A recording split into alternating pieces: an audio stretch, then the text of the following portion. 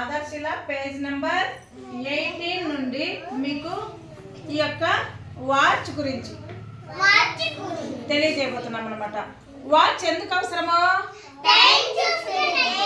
Time ఎందుకు చూసుకోవాలి, స్కూల్కి తొందరగా వెళ్ళేదానికి. మనం ఏ పనికి వెళ్ళాలన్నా ఇప్పుడు ఉదయం అయిందా లేదా, నైట్ ఏమన్నా చూసుకోవాలంటే ఎలా తెలుస్తుంది, టైం చూసుకోవాలి. ఈ వాచ్ లో ఎన్ని ముళ్ళలు ఉంటాయని చెప్పాను, అందరూ చెప్పాలి. ఒక ముళ్ళు ఏమి, గంటలు తెలిపే ముళ్ళు. ఇంకొకటి నిమిషాలు తెలిపే ముళ్ళు.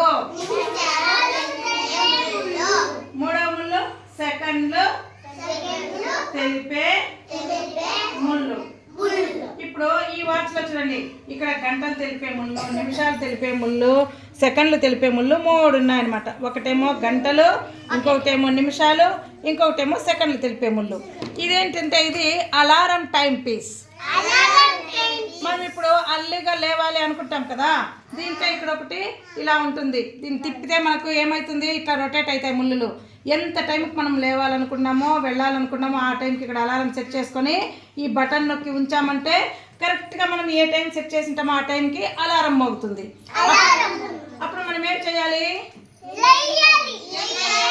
తొందరగా మనము ఫ్రెష్ అప్ అయ్యి మన పనికి వెళ్ళాలి కాబట్టి. ఇంక ఇక్కడ ఒక వాచ్ ఉంది చూడు, ఈ వాచ్లో ఏముంటుంది, ముళ్ళులు ఏమీ ఉండదు, డిజిటల్ వాచెస్ ఇవన్నీ. దీంట్లో మనకు సెకండ్లు ఆటోమేటిక్గా చేంజ్ అవుతూ ఉంటాయి అన్నమాట. ఇది డిజిటల్ వాచ్. ఇప్పుడు ఈ వాచ్ల గురించి తెలిసింది కదా, మనము వాచ్ ఉంటే టైం చూసుకుంటేనే అన్ని పనులు రైట్ టైంలో చేసేకైతుంది అనమాట. ఓకేనా?